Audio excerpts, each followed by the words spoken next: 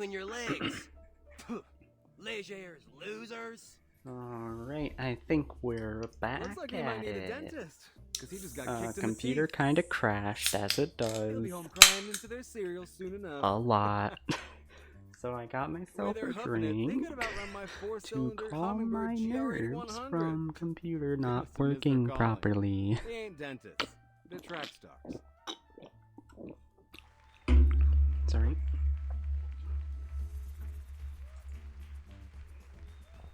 Okay, it seems like everything's working. Twitch is at least working better than it was Cheers to before. unbreakable bonds. So that's something at least. To unbreakable bonds. Alright, let's try and get back into whatever position I was in before that helped with the game. We still my partner at we the gotta shop. catch back up to where we were He doesn't because of like- you know, game crashing, and the game It's doesn't all good, bro. exactly save where you were. You know where to go. Yes, I know. How Don't about gotta you do the spot me slow a corner? text for me, Yeah, I get sure it. thing, buddy. You just gotta pick up where we last left off here. Would you I don't know how Stop much kicking we me. had left. Please don't take it personally, but I need. Whoa, wait. Someone's missing. Oh yeah, and then Where's Sputnik came Mercuria? down. Oh, Miss Mercuria. She left in a hurry, carrying that dagger those rough. Do we follow her?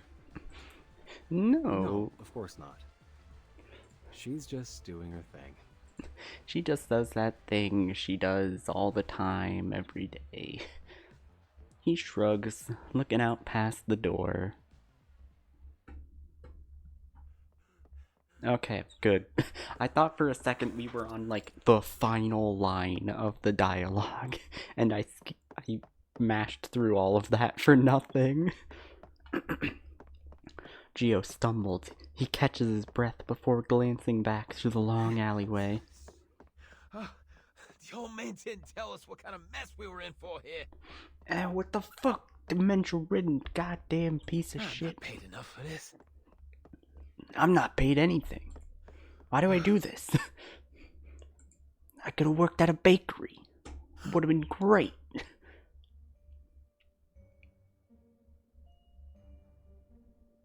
Hey, Geo, right? He stands unmoving, unblinking. You're just giving it back?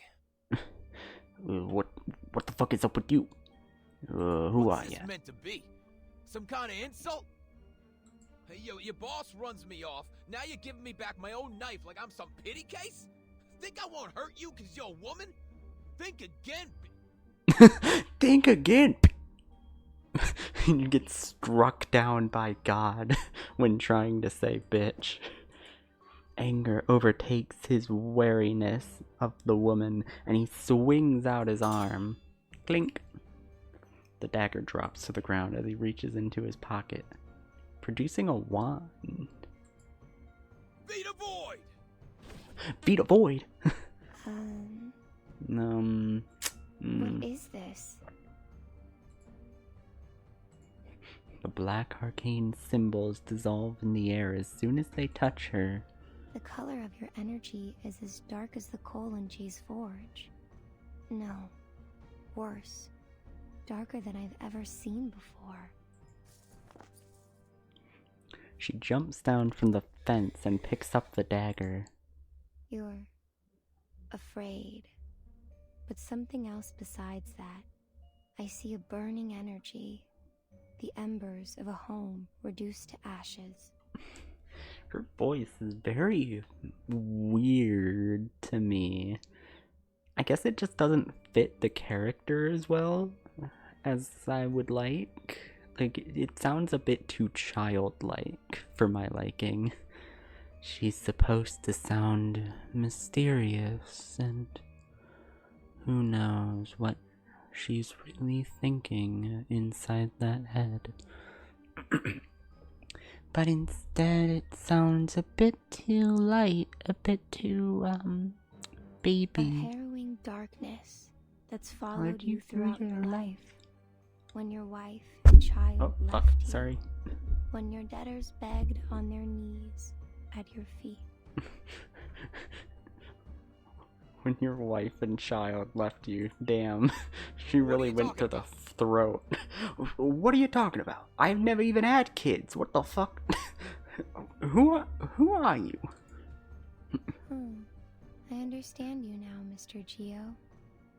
Forced to live with this darkness inside you.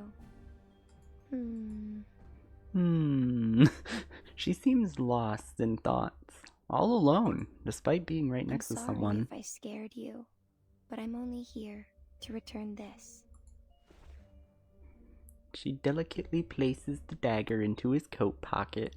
He shivers as if hit by a chill wind. Like, hey, what the fuck? You're a boy trembling inside this brawny shell of a man. You're too far down a path that you never wanted to set foot on, Mr. Geo. Hey, yo, you fucking coming here just to insult me? What the fuck is going on here? I don't like this direction you're taking it. Find me in the New Age market.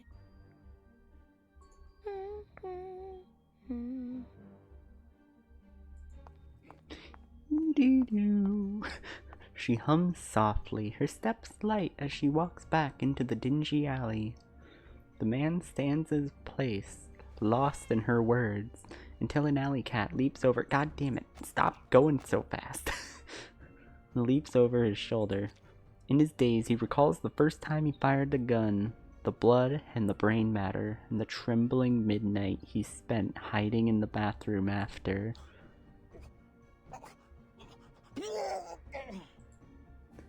Ah, I knew I shouldn't have had sushi last night. That shit goes through me so bad.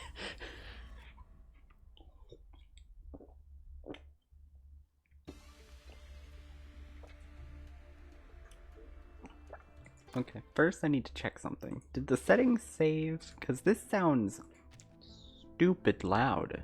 Why is it so loud? I don't understand. We'll go to 21. Not down to 20 just yet, you know, we gotta be civil here. We don't want to scare off the game or anything.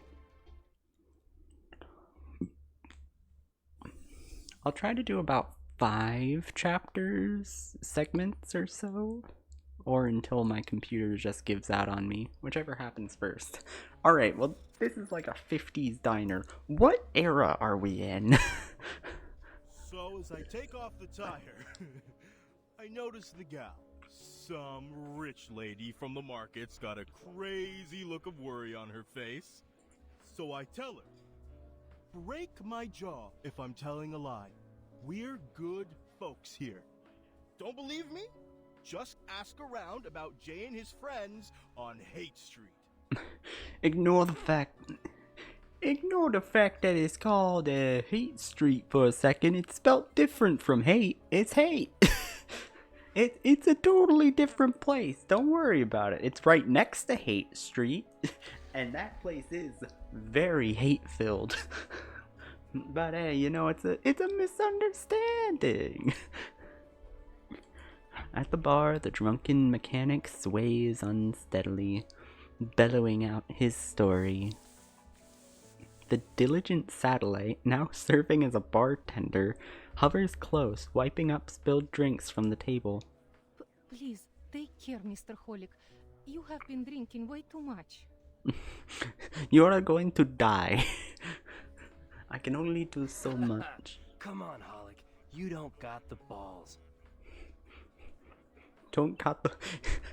Come on, Holic. You don't got the balls to kill yourself from over-drinking. I saw this guy get a nosebleed yesterday, and he cried like a little baby. Back me up, Jay. You mean the guy Jay punched? Like, what are you on about? He jabs Jay with his elbow, but Jay fails to react. He didn't pog. He didn't shock face. He didn't do anything. Hey, Which means, Jay? in a way, he succeeded at reacting. In some cases, millions of subscribers. What? What? Did What's they what's bust you going or on? Something? You're off daydreaming and we're talking about some rich bimbo. Sorry, Mr. Beckett. I believe Jay's present concerns may be revolving around, you know, Legers the dead. Nah, way off, stuffed shirt. Take a look. Oh, Miss Onion. She also gets to be relevant? FAE used as new execution method. What will the minds of those Hollywood producers think of next? Oh, I think I've seen images from this video. From spam mail and newspapers. We're still trying to identify this woman to confirm the authenticity of the video. If you have any information, please call us at 429-7234 extension 7. Up next, homebound or hoodwinked? The mystery of the so-called long-lost son. But he wasn't long lost, nor were they his son. We turn to the story of Sergeant Howard Eden, a retired Army veteran and the stranger claiming to be his long-lost son.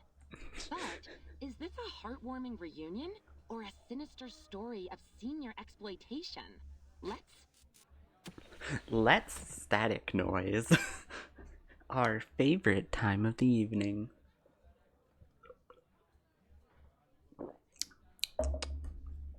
The old television emits a dying sputters of static before cutting off entirely. Oh, too bad.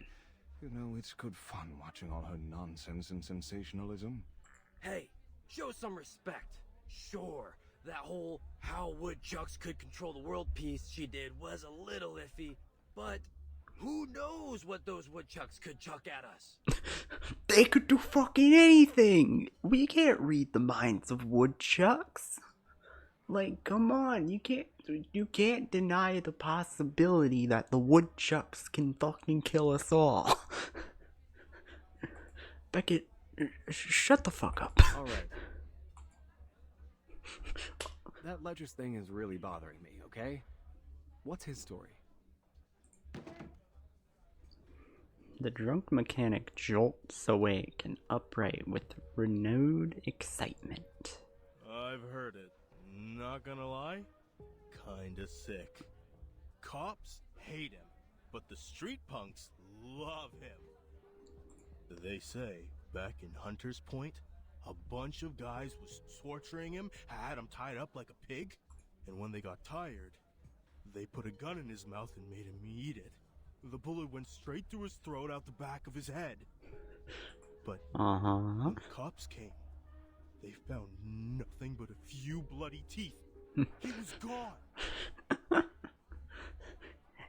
He's fucking Houdini. Scary, right? But here's the thing.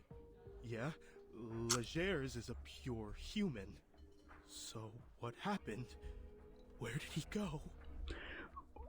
Where did he come from, Cotton Eye Joe? I don't know. Where the fuck did he go? He waves his arms dramatically, animated and almost cartoonish in his performance. But his audience couldn't give two fucking Mr. Hollick, shits about what I he's think saying. You've been watching too many of those horrible Romero movies. People returning from the dead. That's hokey cinema, not reality. You know, we talking about Romero in here? Hollick goes red, unable to form any defense. I can only assume this Legers the dead made up this rumor himself. Perhaps so he might attract more powerful arcanists to his side. Potion addicts, smugglers, card sharks, getting them all under his thumb until he can gobble up the whole of San Francisco. And yeah, it's been working, but not anymore. 'Cause we ain't gonna sit and watch. Instead, we're gonna sit and watch and talk about it. Just like the good old Democratic Party, we're gonna talk about the problems for a long time and not do much else. Afraid you're overestimating our strength, Mr. Hollick. Their enterprise is much more dangerous than all our previous rivals. No less so if they're aiming on partnering up with the lunatics in the New Age market. Gotta agree with that assessment, Pioneer. It's been days since my last session with a paying customer. Seems like everyone is joining up with them, and their energy is disturbing, to say the least. God, what is with her voice? Like, there's just something about it that I don't get. Like, something about it clicks wrong in my head, and I don't know what. Like, let me hear that line reading again. Oh, wait, I can't. They've been poking around my shop looking for some rare sort of books and materials. They've been Kinds I never poking even heard of around my before. shop. Yeah, maybe it's just the cadence of her voice. It sounds really weird. I would advise avoiding direct confrontation, Jay.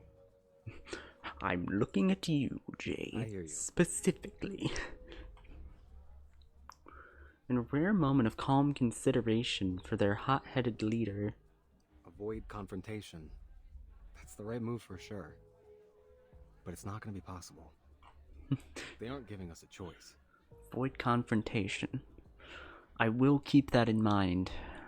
But that doesn't mean I'm going to do it. The cops abandoned Hate Street a long time ago. Ain't nobody that cares about these streets but us now. Remember? That was when all those artist trailers were burnt down. After that, the rest of the diviners and such were ran off quick. It's only those loonies that have stuck around. Misguiding arcanists, making everything worse. Ooh. Intriguing. Yeah. That does make sense. Economic turmoil and poverty situations do cause people to be much easier to manipulate into bad mindsets. He looks to his friends. We were smart. We would have left then and there. Closed up shop. Took the first bus out of the city. Ran for our miserable, pathetic lives. But then, we ain't that kind of smart, are we? We're like 3 steps down from that level of smart, at best. But this is our home. So we've got to make our stand here, or we'll never stop running. The mannequin next to him speaks, broaching his words carefully. Please don't misunderstand me, Jay. I'm only saying this fight is beyond our capabilities alone. Should we not consider asking... Don't you finish that thought. In fact, don't even think it. Don't say it, don't think it. But Jay, it's the pee-pee poo-poo man. God damn it. Stupid fucking mannequin. I told you not to think it. The sharpness of his tone is clear. The idea is beyond consideration. Not to be touched on. Not even to be breathed. Look, I know what you're saying, but... I don't know, man. That kind of talk is for cowards.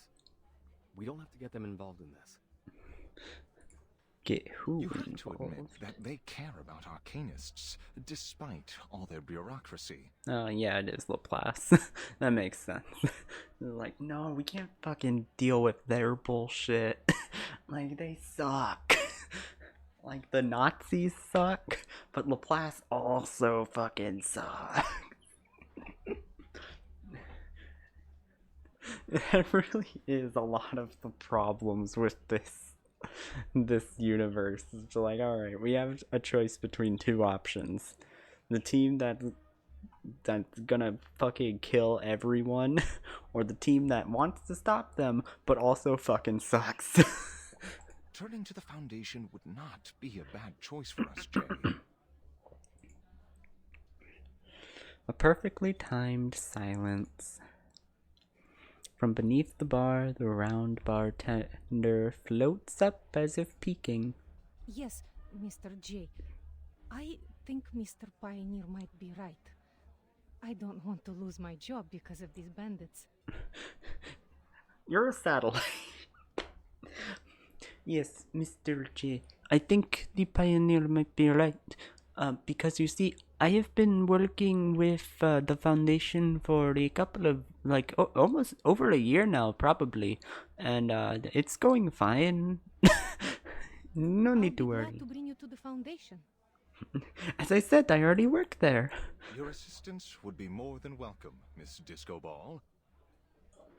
It couldn't possibly hurt to reach out to Paulina. Maybe she could help us with the red tape. She's your sister, after all. Jay looks away and huffs audibly. It's a childish, very silly display.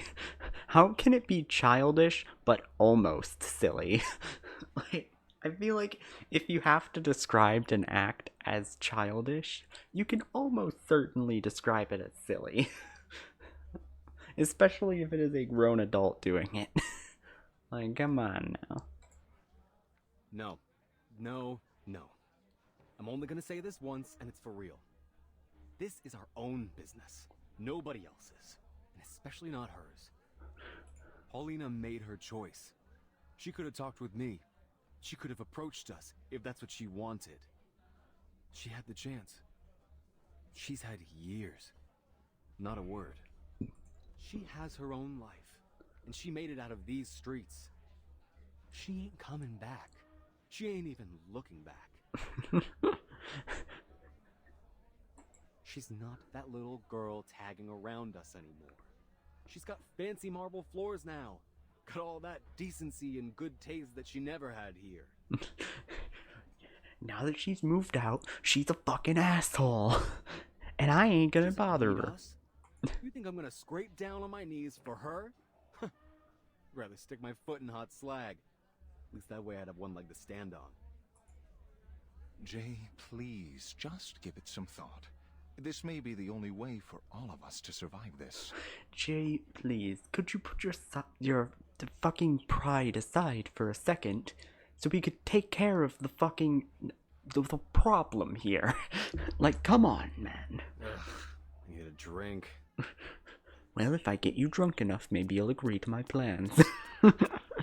He mumbles and steps away from the bar. Crash. But as he does, a darting figure collides into him at an unfortunate angle for the both of them. Something just hit me in my kneecap. He crumbles over, wincing with pain. As he collapses, a handful of coins tumble to the floor. Run. Oh, fuck. Ah, shit. The small boy makes a panic sprint from behind the bar. The round bartender stammers out a revelation. Mr. J, all the money in the bar is, how is it you're saying? Gone. How is it you are saying? Oh, yes. It's fucked. Wait, no. Other saying. Catch that kid.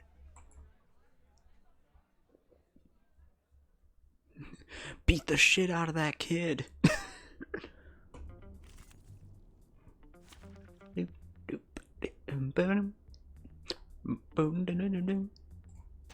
Let us have a fair fight.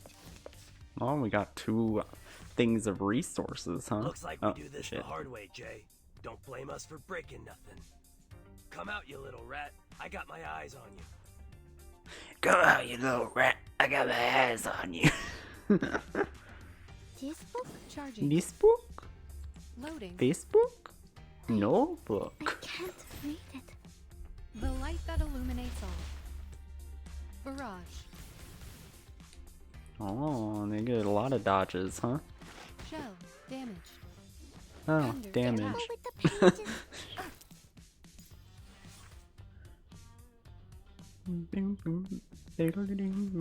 please, I know how to use it. Or this one. No, A let's just simple go walking here. trick. I will be We should watching finish you. this up quickly so To that we transcribe. don't gotta take too much time. Don't stare at it for too long.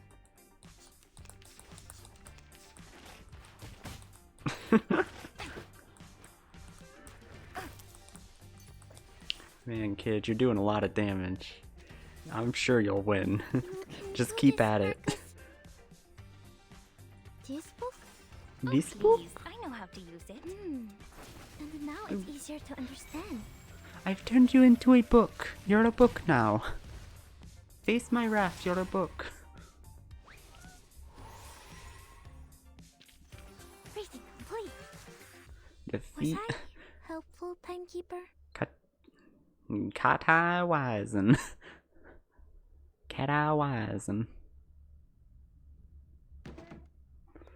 Beckett moves to block the little thief grabbing him by the scuff. Takes a look at the thief's face. Ha! Knew it. Cat-Eye Wisen, owner of the most infamous sticky fingers from here to the market and back. Owner of the most infamously sticky fingies. He's got little Dude, sticky fingies. I know your dad ran off with those guys from the Order of Enlightenment. But why didn't you go to the shelter? You trying to get yourself hurt out here? Let me go, you big jerk! You're an asshole! The would-be thief spits on his face. Sooner or later, someone is going to teach you a lesson or two. Yo, thank you for the raid. What's up? How y'all doing? We're just playing some Reverse 1999. New events off and Don't think that raring. arcanist mom of yours wants you using your cat eye to steal things. Hello.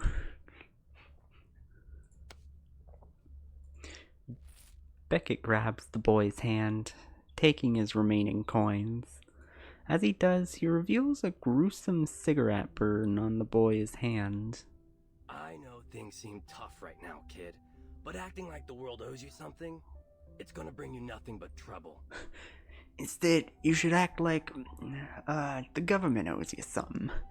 You know, get him to actually pay for the fucking... Get him to pay for fucking child support for once, you know? But, sir, that'd be communism. Nah, it ain't fucking communism, kid. It's just basic social security. Social, networking, you know what I mean? No! I finished the main story in the update. Oh, nice. I did the story, like, right as it was coming out. I streamed that a while ago. It was a lot of fun, but very long. So now I'm just playing the new event. Because I like doing the stories when they come out. When I got my finger chewed up by that machine, I lost everything. I could have went around sticking up places. I didn't. Think you got it worse than me? Think you got it worse than me? My whole fucking family died to that machine. You couldn't even tell which one was which by the time the machine was done to them. What era are we in again? Like, I thought we were in the 90s, but we're in like a 50s style club. I'm talking like I was an industrial worker. But arcade machines exist, so it's gotta be 80s and 90s somewhere in there. But disco's still around, and they should be dead by this point. No, streaming for over 7 hours. I had to split it up. Like, I could not have streamed all of Chapter 7 in one sitting. That shit would have been exhausting. Especially since back then it was before the game was on Steam. So I would have had to have used my phone for that long, and my phone would not have lasted that long. It would have died within like hour 3. Mercuria picks up the coins strewn about the floor and walks over to them. She signals Beckett to let the boy go. Hey, we gonna let him go just like that? I was gonna beat the shit out of him. What the fuck? I don't get to have any fun here. As he releases his grip, the boy falls to the ground. And true to his name, he lands like a cat and skitters off faster than you could see. Mercuria lowers herself to the boy's level, gently slipping the coins back into his dirty little sticky fingies. Go on.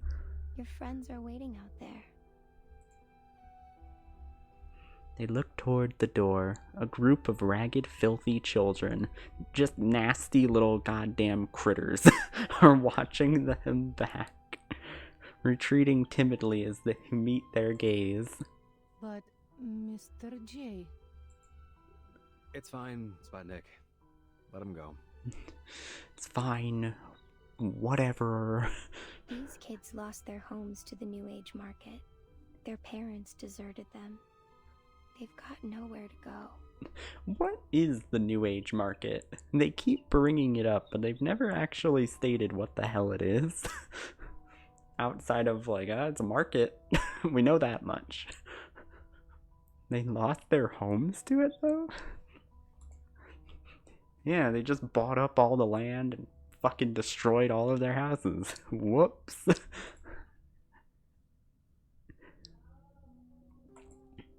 Beckett, look at them. You can't compare. It doesn't work like that. Each suffering has its own energy. And I'm getting an energy of 4. 4 out of what? Just 4. What does that mean, though? It means 4. Alright, Mercuria. Alright. Shut up. Whatever. The boy picks himself up, muttering a thank you as he walks uneasily towards the door. Before he reaches it, a hand rests on his shoulder. Hey, kid. Hey, kid. Think fast. He just fucking throws it. Ow. Way past cool. You and your friends looking for some almost honest cash? And let me tell you, I know how to make a great, honest living selling illegal drugs. You mean... Oh god. This guy looks like a fucking Fuyuhiko from Danganronpa 2, doesn't he? Like, he has this, like, uncanny similarity. Thanks, Jay. I got sharp eyes. I can do lots of stuff. Counting coins, cars, finding water drops. I'm great at spotting cheats and shady dealers. Jay pats him in a brotherly gesture. Easy, kid. Fill your belly first. Miss Sputnik, please get these kids some burritos. Dang, kid, those arms are like chopsticks. Hey, Miss Sputnik, let's make those extra meat. All right, man. Consider my second thought over. Alright, man. You know that first thought I had? No? Alright, well, we've skipped forward to the second one, and it's done. Don't worry about it. What? Anyway, he slumps over the bar and drinks heavily. In the photo, he stares at the girl carringly, while she looks cold, longing for independence and freedom. Regardless... But get this straight. If I see her fold her arms and give me any of that snooty attitude, we're gone. Out the door, no discussion. If she gives me that bureaucratic bullshit, even 1 second, I'm gonna fucking leave. On the bike. Don't care if we're at a building. I'm going on the bike. Humans are not immune to the storm. They die horrifically. A few simple letters cleared of dust. The underlying concern is evident. There are also hints of restraint. April 3rd. Hey, I heard you just arrived at the old headquarters of St. Pavlon Foundation. I bet you're disappointed by how they put on airs while talking so crass. Have you been? Everything alright? I know. I'll talk soon. Waiting for your good news, kiddo. April 20th. Hollick is saving up to open a repair shop. Guy's finally coming to his senses. Still haven't got your reply, Polly. If you threw my letter in the trash or burned it, let the mailman know so I don't have to keep wasting paper. Are they keeping you so busy that you're at your wit's end? The restaurant's always ready to have you back. Take care of yourself, kiddo. Anyway, cool. It's not too light and not too heavy. It's a small box. Wow.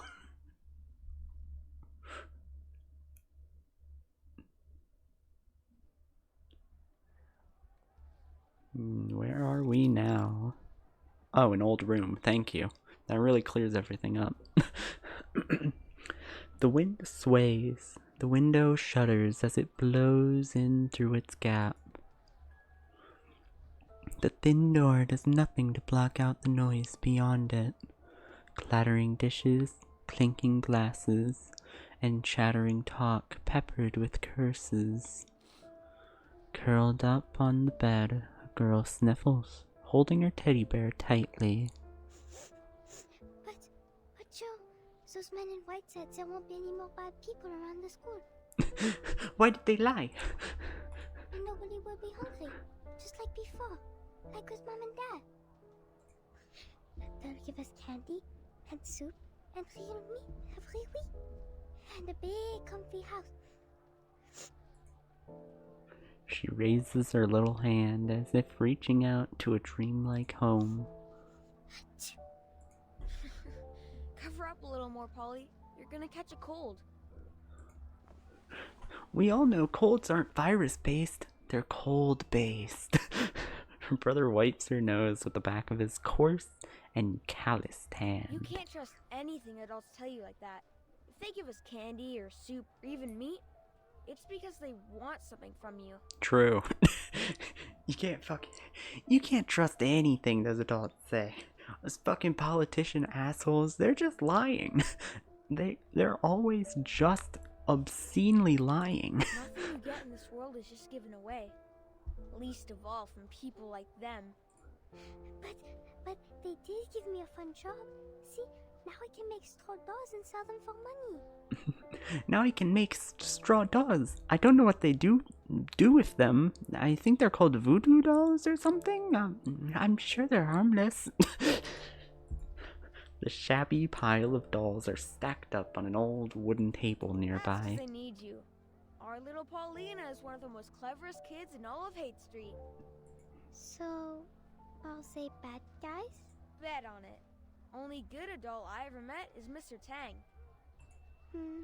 Okay. And I can't wait for that to come and stab me in the back later. And you don't have to wash dishes, or take off tires, or any of that stuff. Jay! Hey, Jay! 2,000 beers for our guest! Get the move out, lazy boy! Oh yeah, he sounds real nice. A loud voice booms through the door, his tone sharp but strangely parental. Don't overthink it, okay, kiddo? Paternal? I'm right here That's with you. it's the same difference. Always will be. Okay, but if you do leave, you have to tell me first, because we'll always stick together. Deal? Deal. He rubs his hair before tucking her and her bear into the blanket. Sleep tight, Ollie. Here is your bear and your beer. Alright, have fun. We're back at the Foundation.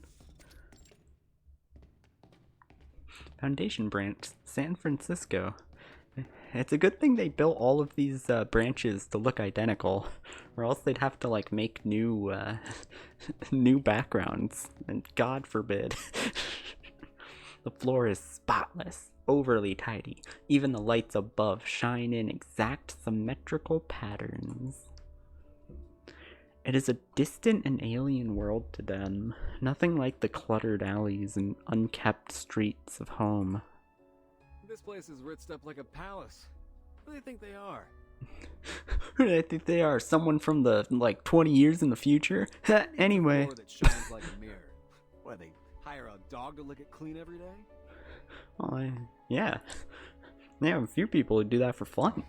Philistine as ever, Jay. It's evident the people here must possess exceptional aesthetic taste. I'm at my limits of you sucking up to them. This place is built like a fortress, a bomb shelter. Makes me feel like I've got a target on my back. Can't imagine why anyone would feel safer here. Because it's built like a bomb shelter, probably. I feel like that would make me feel more safe than a few places I could think of, at the very least. Like, what do you think bomb shelters are for, Jay? You ask any artist, they'll say, clean kills the soul. Might look clean and tidy on the outside, but inside, That is true though. Having it be too like clean and neatly does make it feel very robotic in most artistic senses. He looks around absent-mindedly, failing to notice the 3 staff members walking in his way. Wham! Shoulders collide, sending the small girl sprawling over, sending the small girl 5 feet across the yard. Just That hurt! Ugh, just what this place needs. Another stupid oaf that does not know how to watch where he is going. yeah, Matilda time. Yes. The best little goober. She is such a fucking goober, and I love her for that. Plus, her accent is so absurdly thick. I love her. She's such a little goof. Hey, mind your manners, short stuff. Excuse me? Did you just call me short stuff? How fucking dare you! I'm taller than you are! That's blatantly not true. Yes, it is. What? Jay is clearly taking pleasure in the petite girl's annoyed outbursts. He just loves making people annoyed. It's his only passion in life. For my frankness, he ought to mind his own manners. Considering you two look as though you have just wandered in like, how do you say, lost puppies? I'll let it go, just this once. Every word she speaks is so fucking funny to me. We're just in the middle of a shift change. Please wait a moment. Please wait a moment. Okay, this voice acting, this is 100% accurate to someone going through a shift change at a job. Like, that sounded like someone who is done with living for a few hours. Like, damn. That sounded a little too accurate. Isn't it Fiona's shift? She should be able to handle this on her own. Oh, isn't it Fiona's shift? Just fucking send him off to There is her. work to be done, people! Quickly! Vite, vite! Vite, vite. Got it. She leads the team away with swift, half-stomping steps to assert dominance. Hello. Welcome to the St. Pavlov Foundation Reception Center. How can I help you?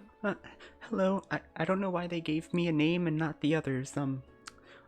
They didn't give me a sprite, but, or a face, but, that's fine. Hello. We're here to visit a member of your staff for, some private matters. If possible, That doesn't we'd sound like to have a suspicious at all. conversation with her in person.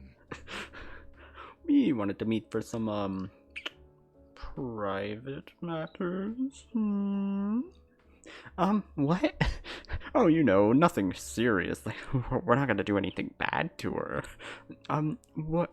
I feel like you're gonna do something bad to her after you said it like that. The staff member's smile is visibly forced. She is not comfortable with anything going on here. Please read the visitor's advisory here and fill out these forms. You can really see on her face how visibly forced her smile is. You can really tell. The dense tower of paper tumbles out of her hands, spilling out over the floor. I'm gonna need you to sign all of these. Like, yeah, there's, like 50 so papers here. You will have to signature all of them. I'm sorry. I'm so sorry, sir. Just let me pick these up. Che bends down to help her pick up the documents. Relax, miss. It's nothing, just a short visit to my sister. She's like a clerk here or something. Nothing important. She's like a clerk here or something? I don't know. She won't fucking talk to me for the past few years, so who fucking knows what the hell she's doing? Her name's Paulina Lesage. Just tell her that it's her brother. Just popping by for a visit. She like looks through the files. We've never had anyone with that name work here? The receptionist falls silent and pale. Paulina Lesage. Could you tell me your name again? It's Joe. Joe Brown. You can call me Jay. Fiona anxiously shifts through the scattered papers like, ah, shit. Why don't we have any of this documented in a computer or something? Oh, fuck, your computer's got reversed. Shit.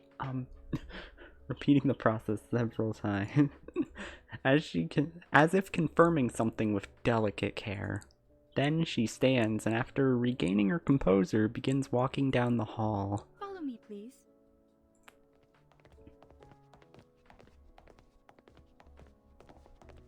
Miss Paulina was one of the first people I met when I joined the Foundation. She was so talented, so incredible. It was no wonder they gave her all the big assignments. I could always tell she was very proud, but not in an arrogant way. She never turned her back on people. I always knew I could turn to her for advice. Alright, this is really sounding like she's dead, and you're talking about her in past respect. They walk to the end of the corridor, right to her gravesite. As the staff members move about their work, there is a spirit in the air. Like a literal, actual spirit. Those do exist in this universe. Light, almost joyful, as if there were the day before a holiday. It's the first time that we swept Manus that badly. They even forgot the rest of their supplies in the basement. What are they gonna do without those? Now that we have some spare manpower to chase after them, I heard the Team Razor has started searching for the Foundation's lost assets. After all this time, we're finally back on the trail. I don't know, man. Good as it seems to be, I'm worried the news is getting out of control. Now rumors are spreading everywhere. They could get dangerous. We're not gonna wipe them out that easily. I feel like we got another, 3-4 storms before we even, do anything of relevance, actually. Otherwise, why would we have been assigned here with Mr. Bernard to get to the bottom of this? Shh, sip it.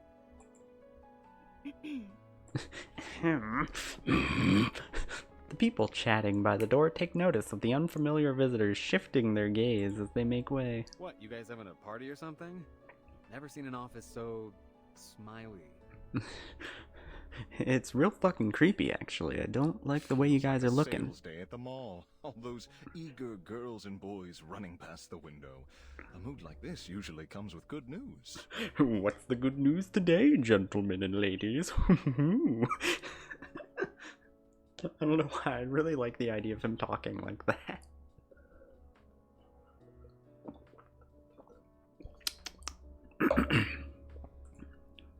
Please don't pay them any mind. They're just chit-chatting.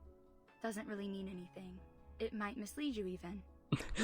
Don't pay attention to it. This isn't a hint for lore. Don't look back at the logs. I'll check. Don't you fucking dare. She takes a key from her pocket and inserts it into the lock. Whoa! But she doesn't turn the handle. Her hand rests on it reluctantly. Gentlemen, come in, please. Is she ready to get fucking killed? What is happening?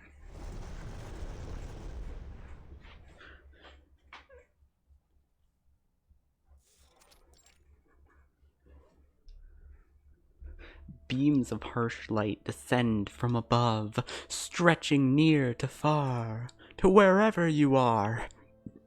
The space is vast and silent. Despite all the smiles, it hasn't been easy for us recently. Our time and resources have been stretched thin.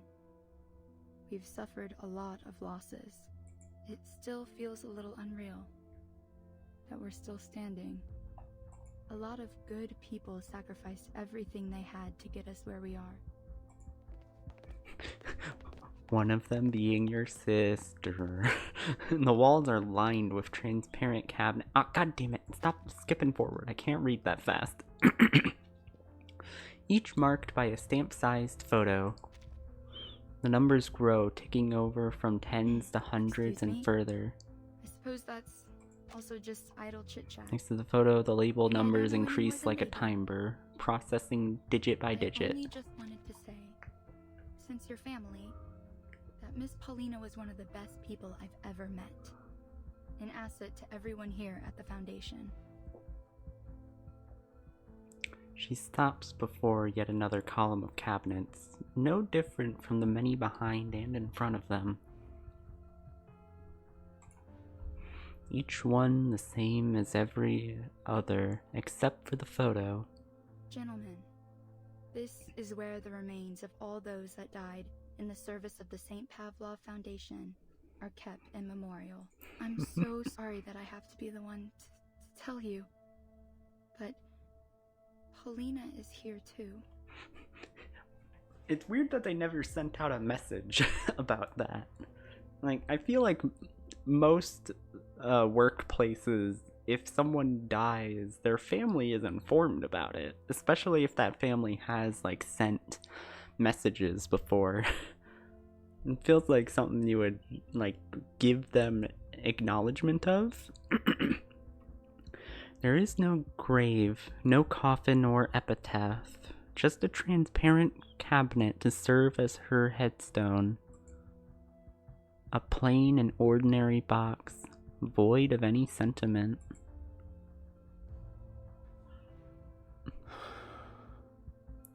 Oh, wait a minute.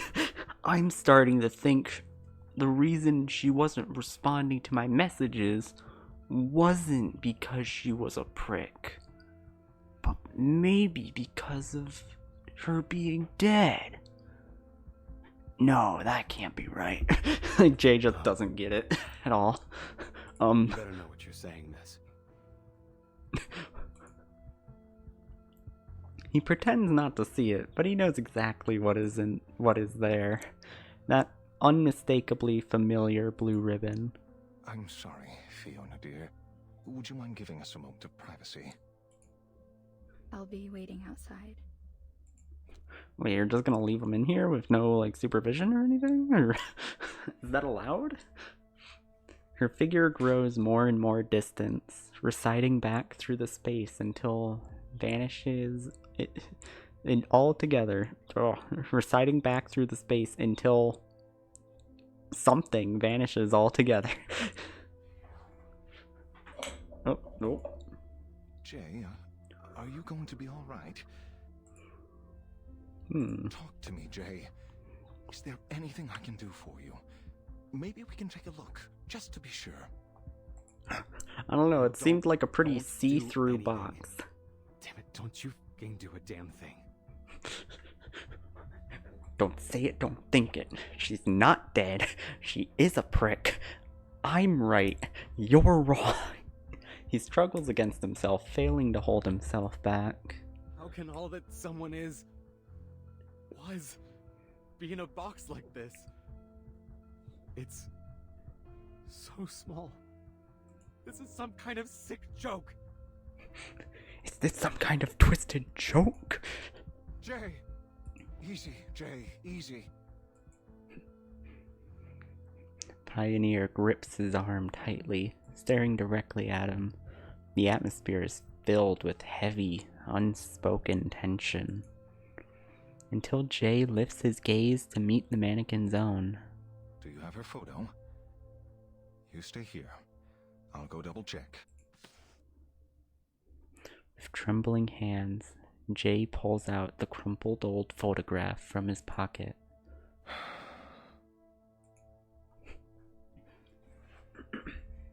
He holds the photograph, comparing it closely to the one on the box.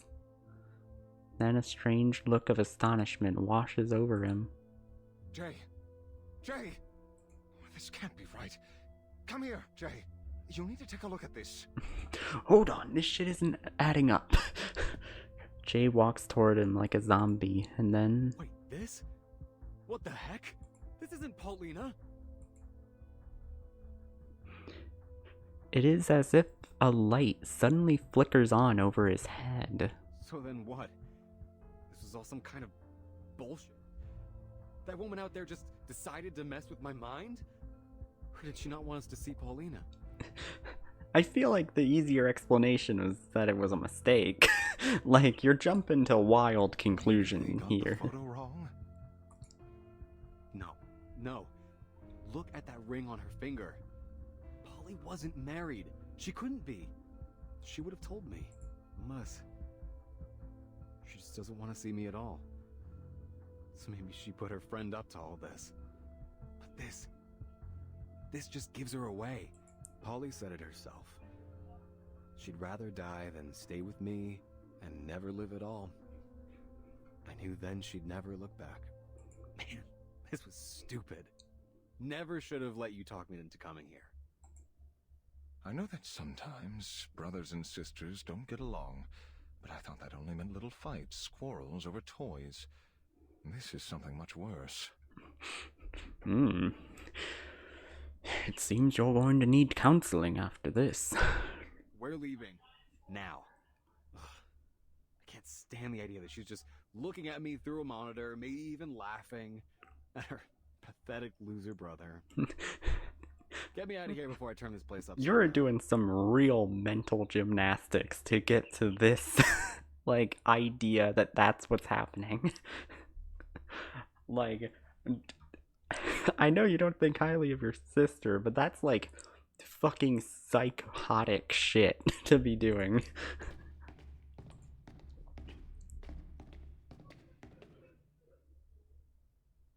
I apologize. I'm sure this loss must feel... Jay hides his face, making an exaggerated show of his tears while Pioneer gently pats his shoulder. Such heart-wrenching news. I'm crying my eyes out. It is an oddly captivating performance. If Height Street didn't work out, perhaps he ought to head to Hollywood. It's not that far away from San Francisco. Sorry for bothering you. We'll be on our way out now. Let's go, Jay. Propped up on one of the mannequin's shoulders, the heartbreaking act is nearly flawless. Please wait, gentlemen. You need to fill the visitor's log form first. And, let me see. This one. Wait, I know you're grieving, but we have so much bullshit paperwork you need to do. She pulls out a yellowed and worn piece of Please. paper. Sign your name here as her next of kin. Consent form. To document that I've confirmed the death of a Foundation staff member. What is this? He looks up with disdain, catching himself as if he remembers. His suddenly weeping face is dry and buries it back down again. Why do I have to sign? Don't you understand? I can't take any more of this. I'm sorry, but please bear with me. I thought we might confirm her belongings with you. It's standard policy, though usually within the Foundation. Then I could ask my superiors. Maybe they'd let you take these home. Here, I'll just need your name and address. What? That's just sick, miss. What, do you want my social security number too? Oh, that is needed on this other form, actually, yes. It's like, we need all of your personal information. His expression changes abruptly, rising up into a bitter scowl. You're really asking me to sign some papers? For what? So you can hand me off some old junk and pretend this never happened? You think that's enough to get me to stop asking questions? Where is she? You Well, really she's think dead. It would be this easy, sis? That I didn't care? He grabs Pioneer and runs off without looking back. Wait, I can't ask you questions if you run off. Sir! Sir, no, wait, come back. Security, stop those two gentlemen! They haven't signed the confidentiality agreement! They haven't signed the documents! Oh my god! What the fuck are we gonna do? Before security can react, the duo have already escaped into the crowd. Excuse me. Excuse me. Man, move your ass or get moved. Move your ass or get moved. Get moved, idiot. One column over. They dart through the bustling halls, dodging employees with cat-like reflexes. What's going on? They're after us like we tried to ditch a bill for dinner. Told you these Foundation creeps are all the same. Soon as you don't buy what they're selling, they start trying to get you shot. don't think they're She trying to wants cut me shoot loose, you. and she could damn well say it to my face, but not like this. Not this bullshit. They wind through the twisting corridors until at last they find an exit and dive through. There is a wave of uneasy communication in the hallway as people gather in the throng. A tall man moves through the crowd as he passes. Fiona, can you tell me what happened here? The throng goes silent. What is a throng? I don't think I've heard that word before. Fiona, can you tell me what happened? No, sir, a to be continued is going to occur first. Oh, well, shit. That's unfortunate. A new guest? Wow. Ah, no. I thought maybe they'd let me do the harder difficulties first. Just give me a chance. I want my shot at them.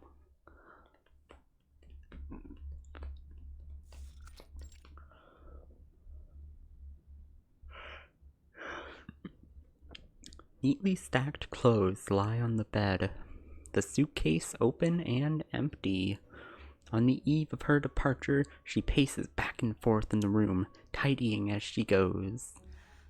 Route 77. Mais je ne comprends pas. Pourquoi est-ce que l'éditeur du As-tu irait visiter un endroit si désolé? Qu'est-ce que ça pourrait dire sur Urde?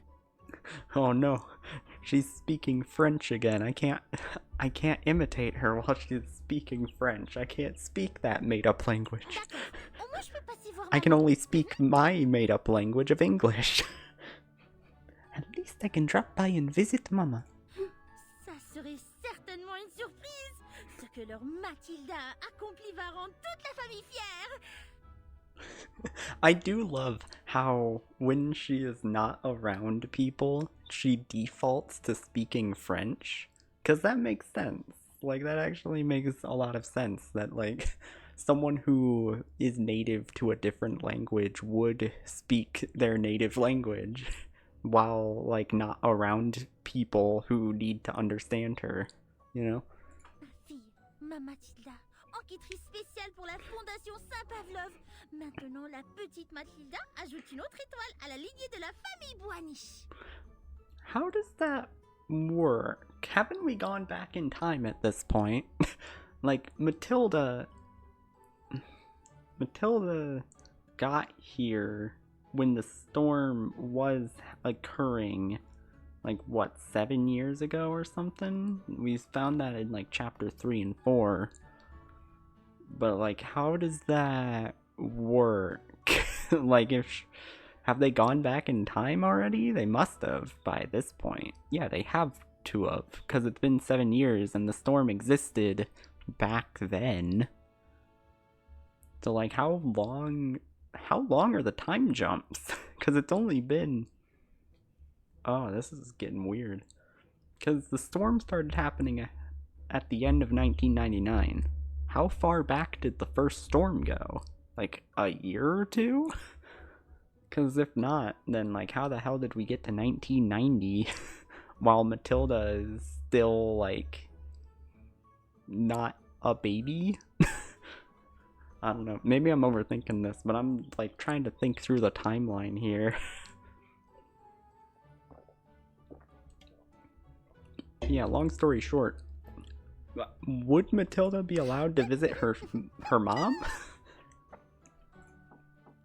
I feel like they would be like, no, you can't talk to your mom in the past. No. How would that even work? How does time work in this circumstance? The sound of knocking comes at an inconvenient time. A moment of your time. Unfortunately, it seems our mission has been cancelled.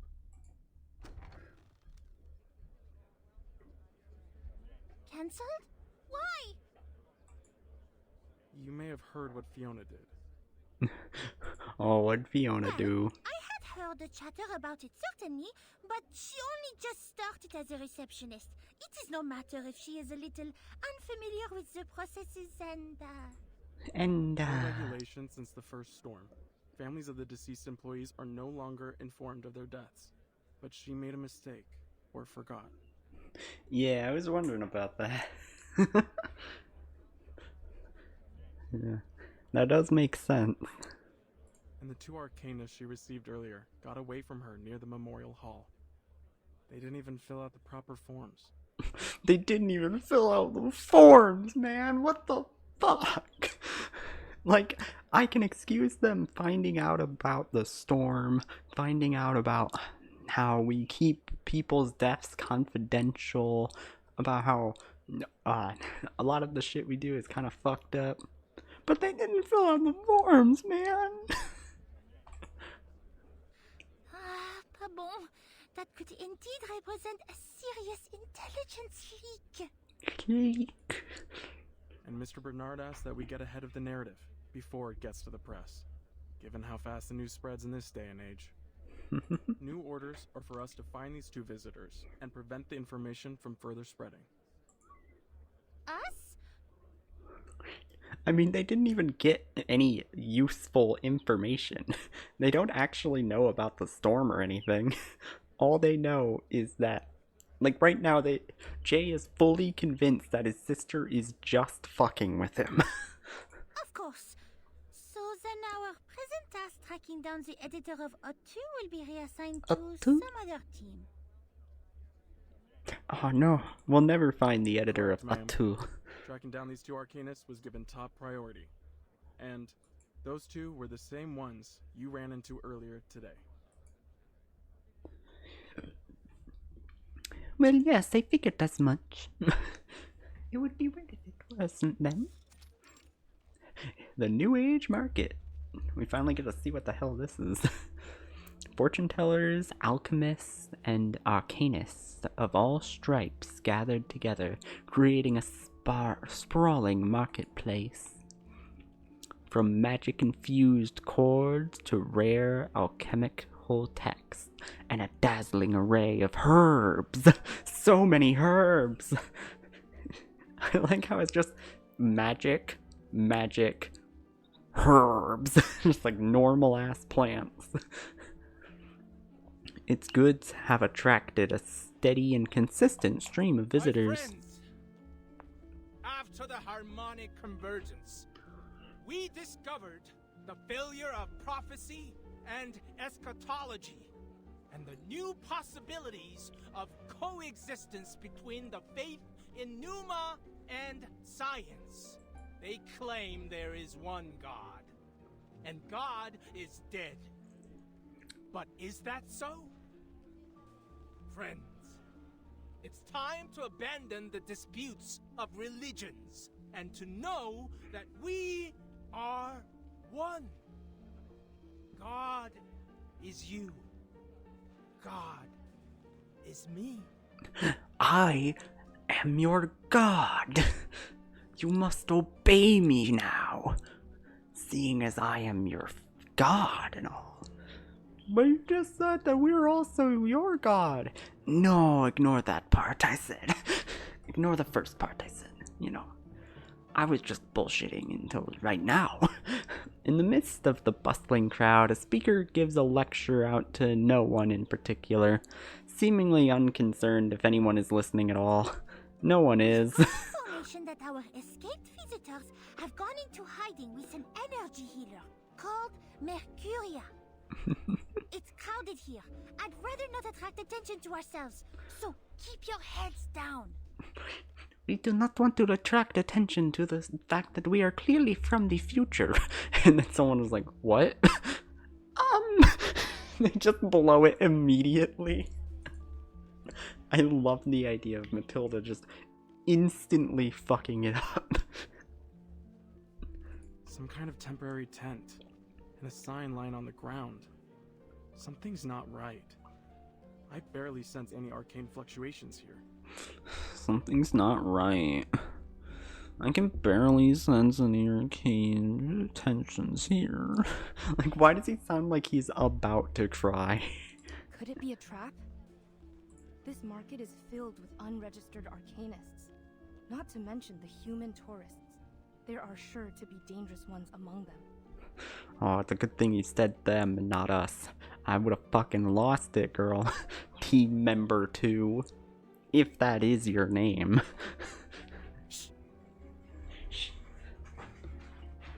Shut the fuck up. It is Matilda time.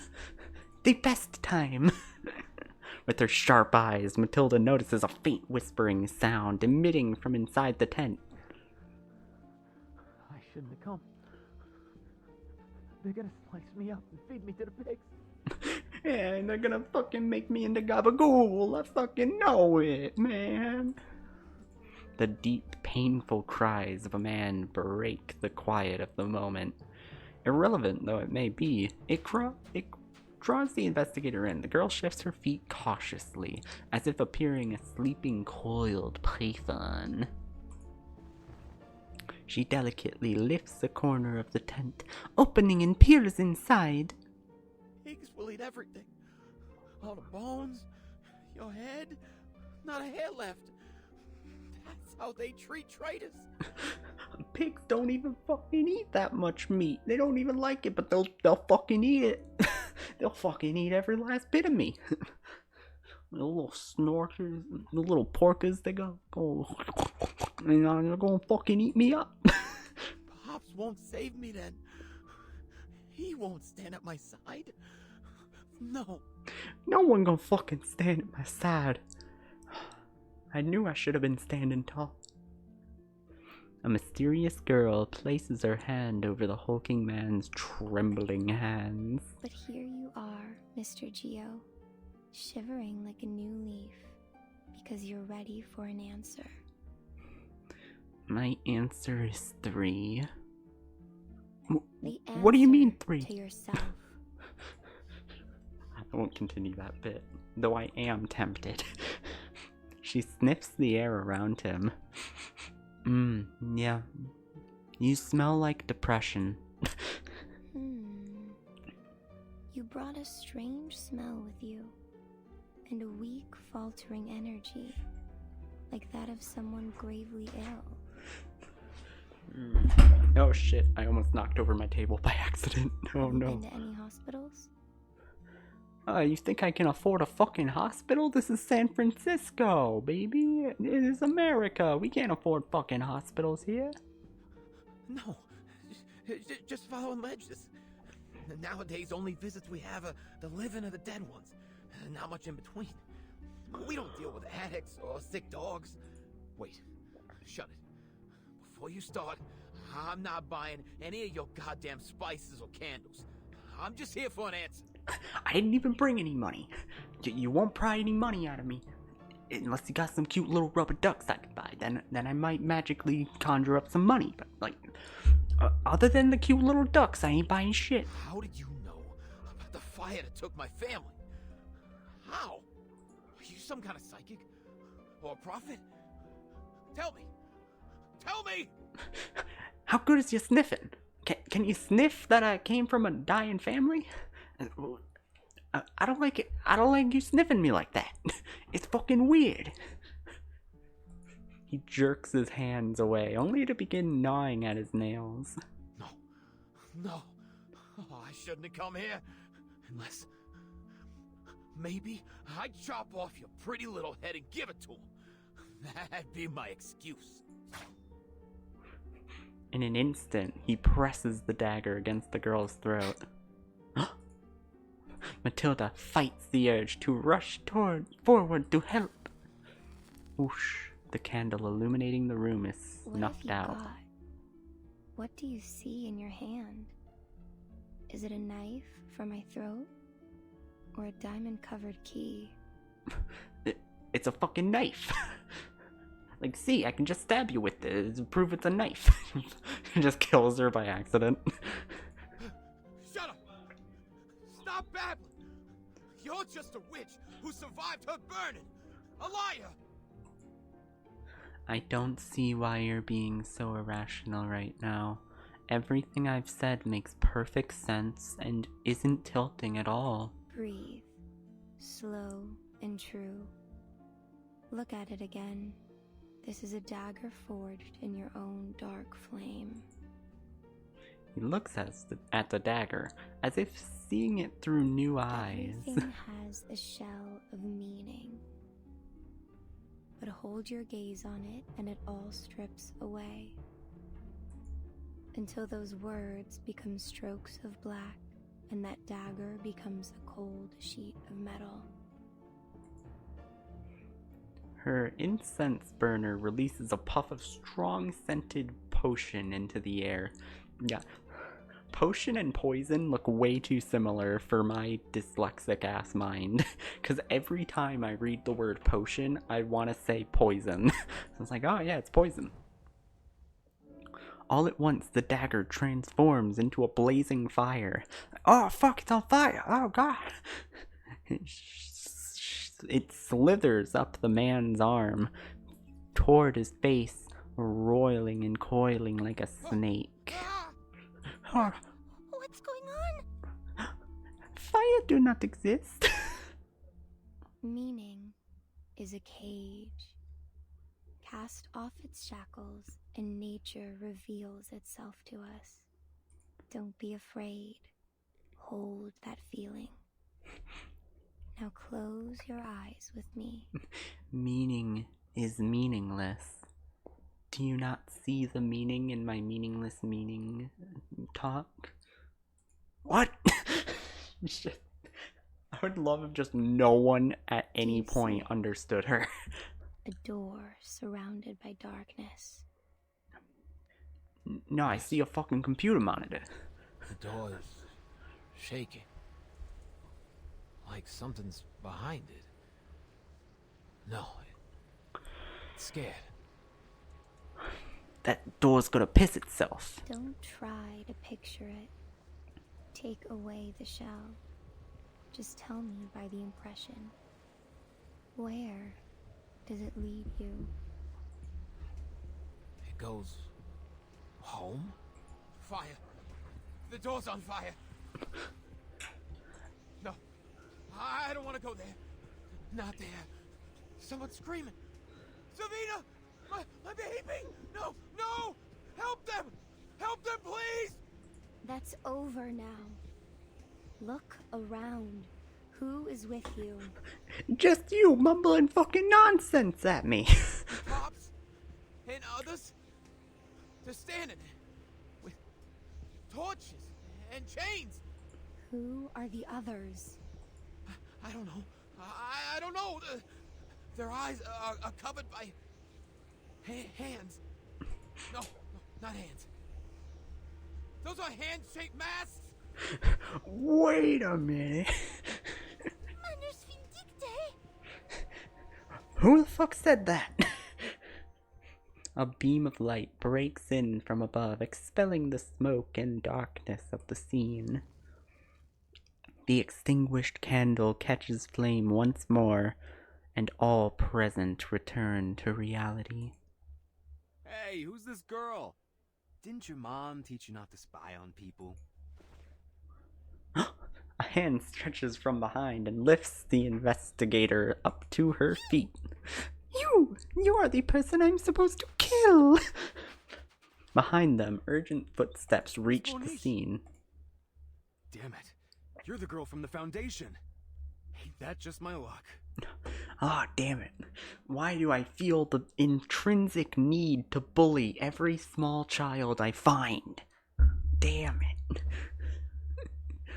Jay flings the girl from his hand like a hot potato. Catch him! Kill this man! Mr. Electric, I want you to send him to the principal's office and have him expelled. Defeat Jay. Oh, it's all... It depends on the budget. Oh, I know. I forgot. Red is weak to ground. It depends on the budget. This should be fine. Keep the sample.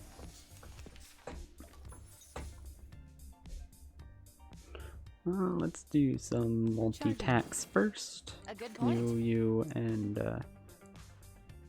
Another jar? we'll do that. The light that Just- illuminates all. We should be able to take out the supplies pretty quickly. Or we'll just kill him. That works too.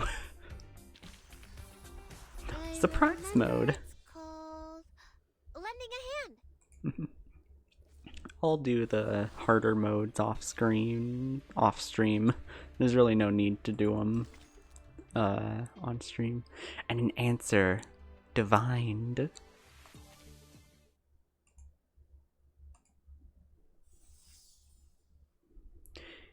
Interrogation.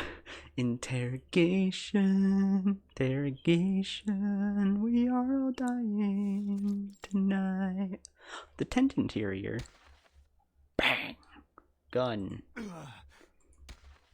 He falls to one knee, lifting the long wrapped shaft. Whoa, has been on his back as spells continue to strike him, forcing him into a step-by-step retreat. Mr. Brown, we have need of your cooperation. We do not want to hurt you or your friends, but should you continue to resist, we'll be forced to take necessary action. Look, we don't want to shoot you, but we do take great pride in doing so. Unbelievable! So rude! Even as an arcanist, all he does is this vulgar hand-to-hand combat. Still, that long stick he carries most certainly isn't a toy. Matilda, do you not know what a sword is? Gentlemen, if you would be willing to come quietly and play nice, I will consider lowering your risk rating in our report. You say that like they know what the fuck that even means. Matilda. She's such a little dummy. I love her. Like, that means nothing to them. She tries to reason with them, keeping in mind her desire to search for the man who mentioned the Manus Benedicte. But he is already gone. The dagger lies undamaged on the ground. Her teammates gain ground on the would-be warrior who has sunken to his knees. I gotta say, sometimes I wish I could take a knee and surrender. You can. But I just am incapable of being smart. He smiles through bloody teeth. Sadly, even after all those hard knock lessons, I never learned once how to raise the white flag. He reaches into his pocket, ready to grasp the handle of his small and agile Bowie knife. Put it down, Jay. Your fight is over. Put it down, Jay. I'm getting tired of your bullshit. Just go with them so we can progress the plot. This is the smoke of burning mandrake. Cover your nose and your mouth. Miss Monish, hold your breath. Stay away from the smoke. What are those huge-ass masks for, if not for protecting from this specifically? Like, why do you wear the giant headgear if it's not for, like, protecting you against gas? But the smoke is already too thick. One by one, they give way, collapsing harmlessly to the ground. Oh no! The situation changes in the blink of an eye. She moves automatically, falling back to the entrance, only to find that the tent has been shut tight. Very rude of you. What the hell? The bound girl and her kidnapper look at each other. Ah, fuck. Kidnapping a Foundation investigator and interfering with In an like two official squirrels fighting over a investigation chestnut. is a serious crime, especially when you've kidnapped the one and only Matilda Buanish, a pivotal figure in the St. Pavlo Foundation we're talking about. You should know. I am going to give you a forefront lesson on how what you're doing is bullshit and needs to stop. Pivotal, eh? Huh. A whiny little pup happens to stay standing from a little smoke. Yeah, I don't see anything worth being proud of. Yeah, really, you should be more ashamed of your masked up co-workers not being able to survive the smoke. He extends a finger to give the girl's forehead a sharp flick. As the first approach to an interrogation, it proves surprisingly effective. Stop it! This is rude and indecent! Why is Matilda so inherently funny to me? I Tell me, don't Did understand Paulina it. send you to ask us to sign this bogus confidentiality agreement? Let me guess. She's probably still hiding in the Foundation office, right? Too scared to see her own flesh and blood? Oh, you're fucking stupid! I thought you guys knew information that we didn't want letting out. But it seems that you're just a fucking moron. Okay, well this makes things easy. About? Who's hiding in our office? We're here to bring you and that mannequin back to the Foundation. This is a serious violation of the Visitors Advisory. You didn't sign the forms! Jay, I think we should ask this another way. Miss Buanish, what proof do you have that Paulina Lesage is dead, as your receptionist claimed? The photo on the box isn't hers, just some look-alike or airbrush job. So how can we believe anything else you say? You're saying the Paulina you know isn't the same as the one in this photo? Oh, well, I have no idea how that's possible. Jay seems so nonchalant, yet his eyes are filled with concern, a gravity reserved only for great How can I love. explain this to you? Please, be assured that we have no reason to lie to you at this juncture. Okay, how do I explain this to you? Can I go back to the Can I go back to the Foundation and check the manual? I think we have a manual for this. Actually, you shouldn't have found out about any of this in the first place. Well, that's not gonna make him feel better, mate. She falls silent for a long time, pondering how to best express herself. Maybe I'm not familiar with your Paulina, but I do know that there was a woman at St. Pavlov's named Paulina Lesage, and I know that she died. I know that she died at some point. We don't remember when or where, but it did happen. The claims of different photos, mementos, it's complicated. And there is a little I can say freely, but headquarters is working on it, and many other cases. Let's just say there might be time travel involved, and because of that we can't really say anything, and we're just kind of hoping this all works itself out whenever we figure out how to make the storm stop. I don't have the kind of clearance to know what's really going on, and even if I did, I couldn't tell you. For everyone's safety. He looks entirely unmoved. Huh. So our little prize investigator's also in the dark. Maybe we can just go ahead and jot all these questions down and send them back to the Foundation. Or maybe we set up shop here. Just let any old passerby take a good look at them. Like, y'all, they wanted to take you to the Foundation for questioning. Like... Wait a second! After a moment, the hostage looks up reluctantly. If I could prove this Paulina of yours is in fact deceased, then will you come back with us to the proper paperwork, yes? Then we can be getting out of your hair for good. Please, just do the paperwork. Please, for the love of God. Please, do the fucking paperwork. We love paperwork. We need it done. We need you to have... You have to sign like 50 plus forms at this point. With a light tone, she proposes a deal. Yet all involved suddenly grow hesitant and quiet. The burden of proof lies with you, Special Investigator.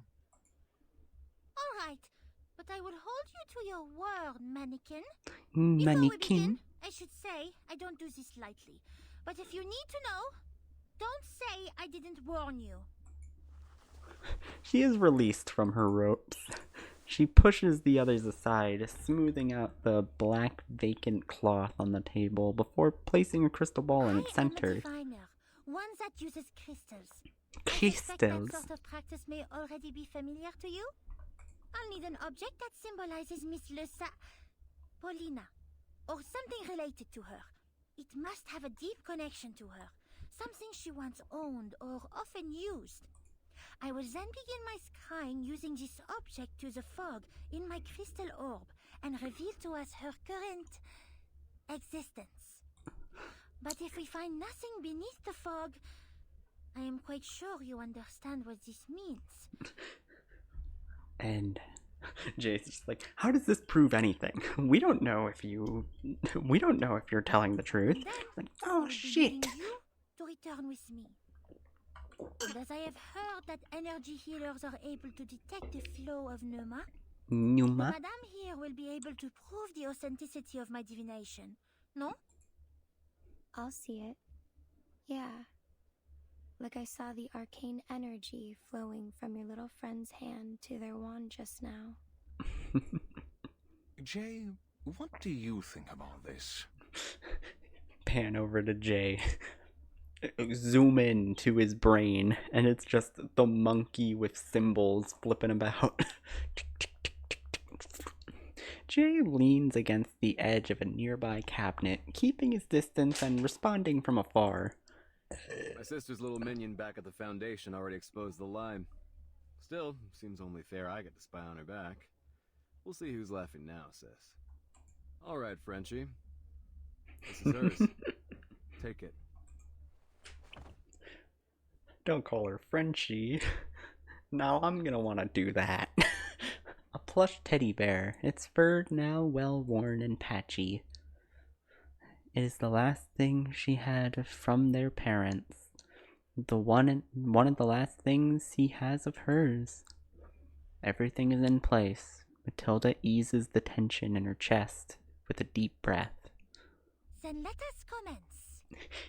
Let us commence. I am going to become divine. Her hands scour the crystal ball as she closes her eyes. Absent moonlight and tides, her regular breathing becomes erratic under the stress. But all that is no matter to her. The only thing she has to do is find one person. And she does not even need to find her, only prove that she exists, or that she does not. Thread that binds all, show me the trace of the one to whom this belongs. I bid you to respond. The crystal ball emits a faint glow through her fingers, and it shows Jay, because he was technically the last person that it belonged to. And she's like, oh shit, I should have been more specific. I should have asked them for... Give me another shot. I need to ask them a better question. Lift the fog. Reveal what existence lies hidden from us. Give us your From vision. us. Sight beyond sight. And it disappears in the smoke. Time passes and the swirly mist slowly, achingly dissipates. Matilda withdraws her hand from the crystal ball. She silently shifts her eyes away. The little bear beside her appears to have its eyes fixed on the ball. What? All that and you just stop? This thing busted or something? Nothing happened. I told you nothing would happen if she was dead.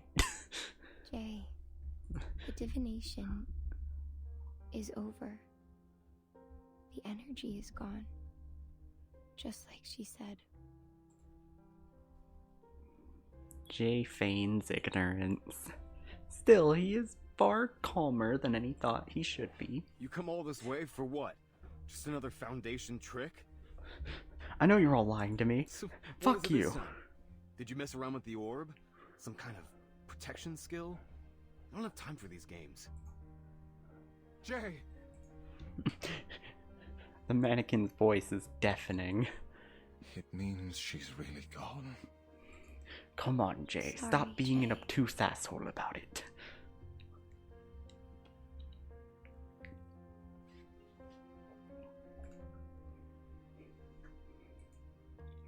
No, he just runs out. He keeps up his stone calm face, giving no sign of anger or astonishment. There is no change in his expression at all. It is both emotional and emotionless at the same time. Jay, are you still with us? No, I'm dead. Yeah. I'm fine. The words hang stiffly on his lips. So I guess it's legit. He looks into the crystal ball again, his lips parting as if wanting to speak, but nothing comes out.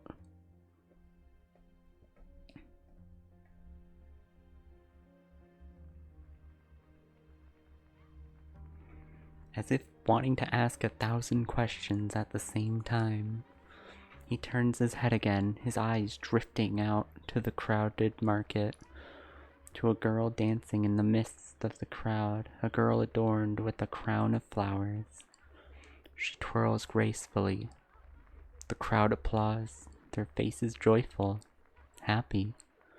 He wants to cry, or scream, or even to take that ball in his hands and smash it to pieces.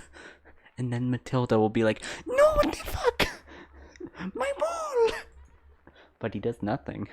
In a swirling storm of grief, despair, rage, sorrow, he finds his center. Unnoticed by any present, a faint crack. Oh, god damn it. Stop going away. Crack appears at the base of the crystal ball. Ooh. Oh no. Market vendor. Hey, I heard that they were falling out with the clinic doctor, which led to the doctor quitting his job altogether. Otherwise, why would they need so many rare herbs and injections?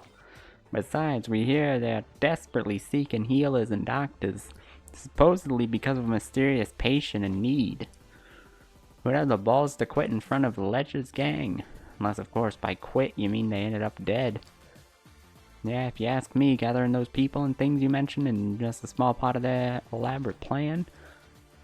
But enough speculation, there are more eyes watching us now. In any case, they're generous customers, so whatever they're looking for, as long as they line our pockets with cash, that's all that really matters.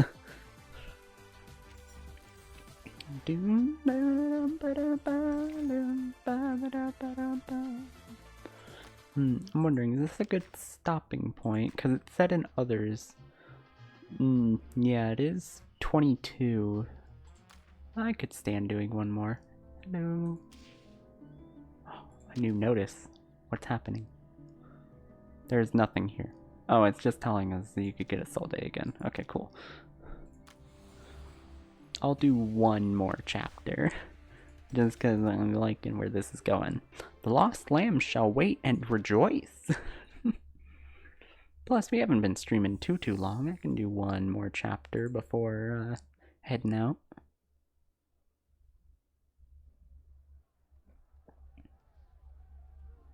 Well, one more segment of the chapter, but you know what I mean.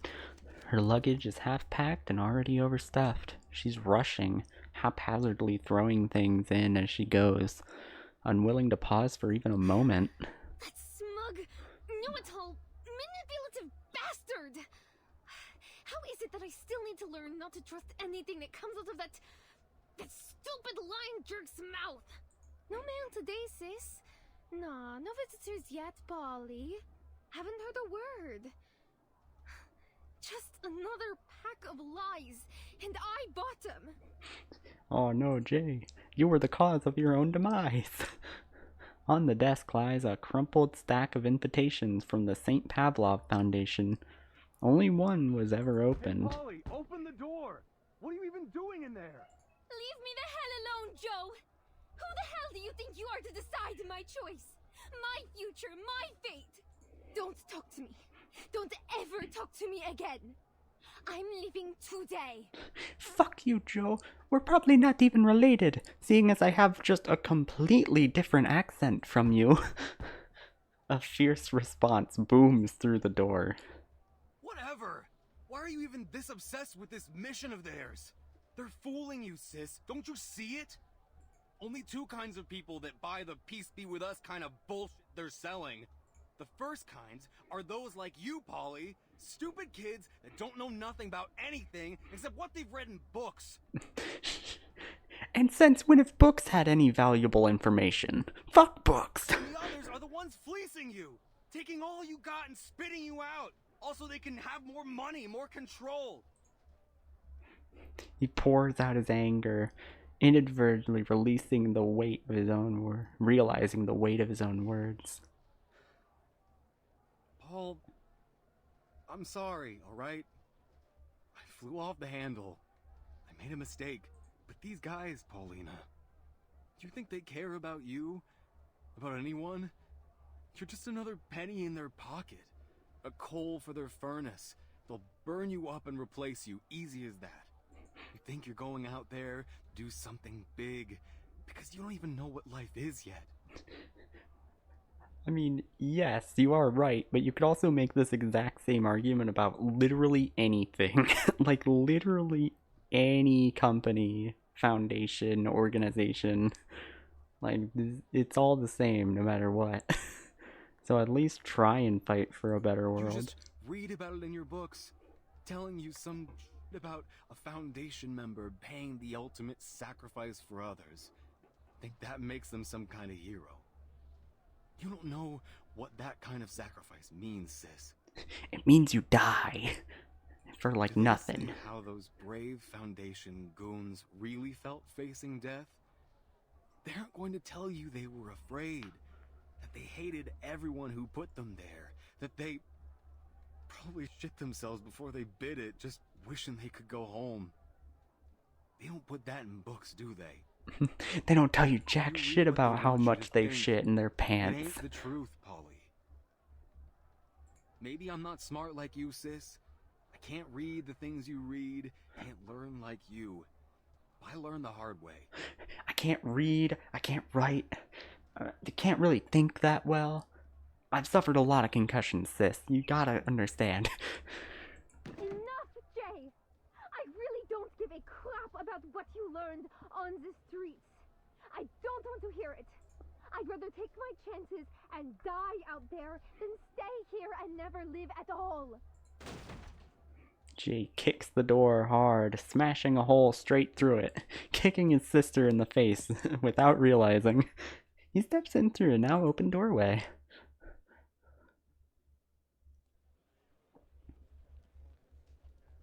Je me sens désolée d'être le... Comment dire... porteur de mauvaises nouvelles? Are you saying this to Jay, or are you just saying this to yourself? Ils sont prêts à coopérer, non? Seulement... Except it seems like they are not willing to cooperate, and instead he is having a mental breakdown. I guess I should have seen that coming in some way. She taps the ground with the tip of her shoe. There is an unwilling feeling of shame rather than pride in her work in this moment. For reasons we just can't know. You know, we can never tell, really. Pourquoi est-ce qu'ils ne se sont pas encore éveillés? Nous devons vraiment rapporter nos informations sur le manus vindicté à la Fondation. She paces forward and back. Après la mort d'Arcana, les restes du manus vindicté se sont tous dispersés dans l'air, emportés par le vent. Introuvables. Wait, what? This is taking place after? What the? This is taking place after they... What the fuck is the timeline? Because if Arcana is dead, that means this has to have been like the storm took them backwards. Right? Like the storm took them backwards. That's how it works. Why are they forwards in time again? Like, arcade machines shouldn't exist if it's 1890. What the fuck is the timeline here?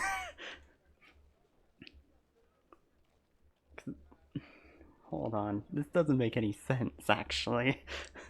Because if this, I thought this took place like way before the events of like even chapter 1 maybe. Because chapter 1, you start out in like the 1930s, yeah? And then you go backwards to before World War I. And then it goes backwards again after World War I hits. So why are we now in the 90s? Like the 1990s? And it's also after Arcana died? Huh? What is going on here? Ils ont même abandonné tous leurs cachettes et leurs ressources juste pour se cacher dans cette ère. Et il semble qu'ils ont réussi. Il n'y a eu aucune trace d'eux jusqu'à présent. Oui bien, pas encore.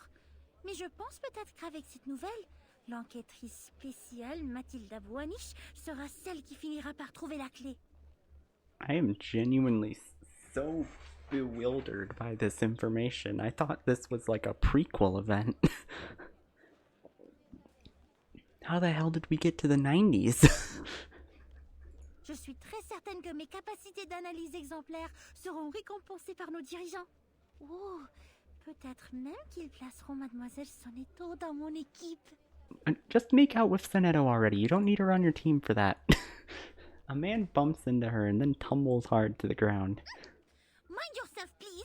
I have had quite enough of these bumping accidents today. I have had so many people bumping into me, and I don't like it. I am going to die.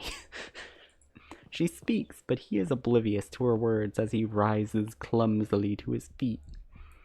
His face is a wild contortion of joy and madness, lacking any awareness. The Enlightenment! Soon comes the sufferer's enlightenment! There is a familiar pattern on his neck. She freezes in place, taking in the shock. Le signe de Manus? Mais il n'a certainement pas été transformé en ces monstres. Well, I mean, they don't always transform into the monsters. It seems kind of inconsistent.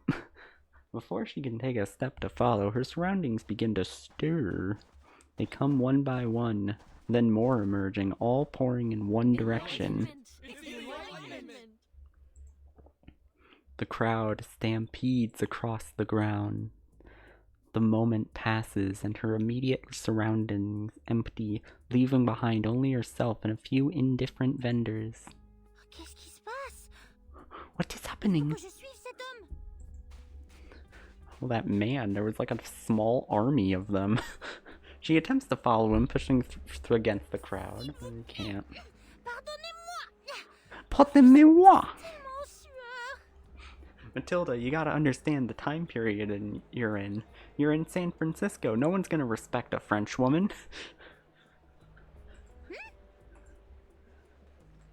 She catches sight of a nimble shadow moving through the crowd. Yeah. Chant louder, you stupid jerks. The higher you lift those arms, the easier it is to reach into those pockets. She spies him as he darts under legs and through the throng.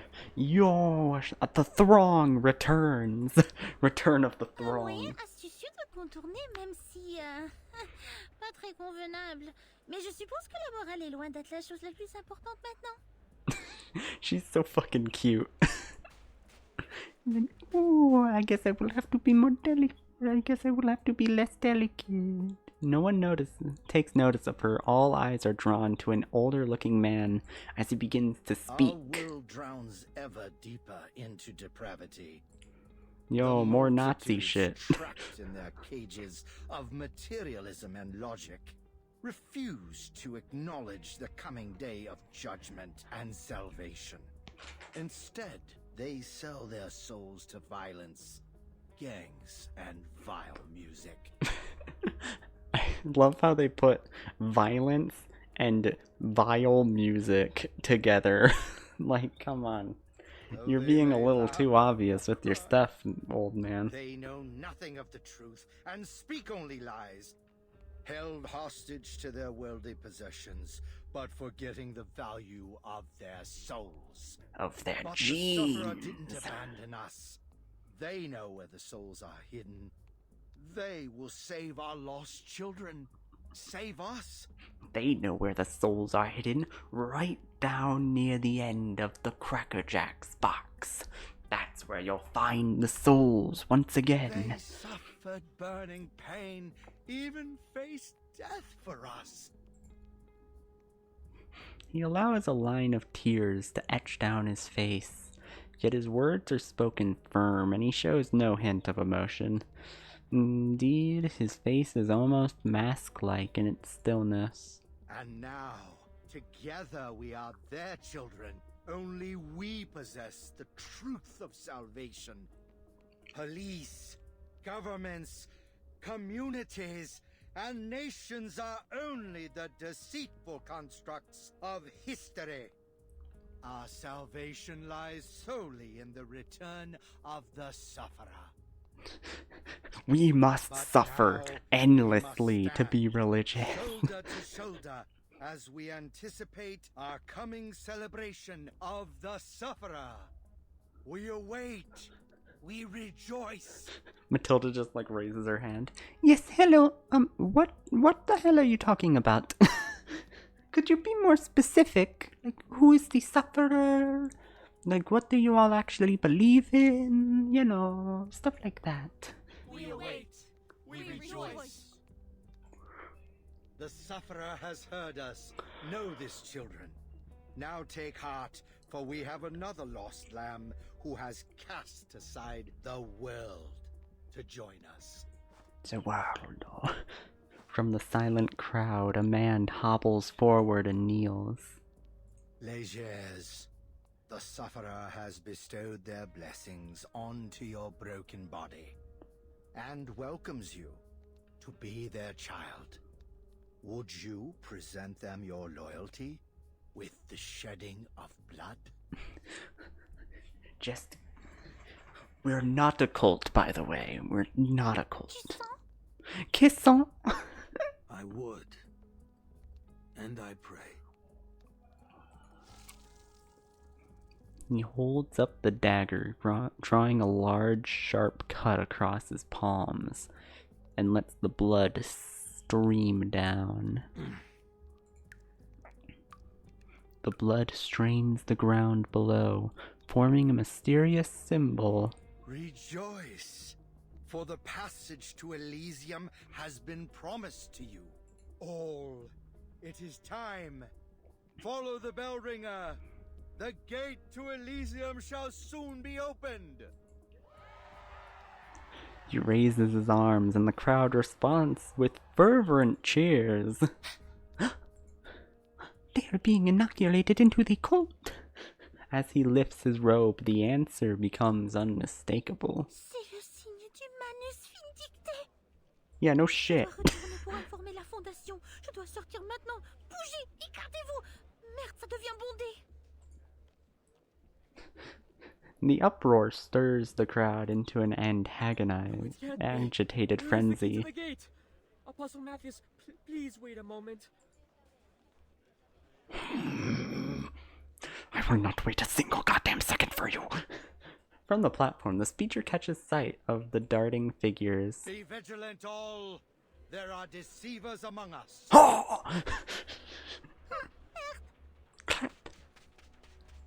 She quickens her pace, rushing without caution through the crowd. Thud, two heads collide. Ouch! Ouch. Behold, the deceivers among us! No, not again. Where the finger points, the crowd instinctively makes way, leaving the two surrounded in an empty circle. As Matilda returns to her senses, she realizes the dire nature of their predicament.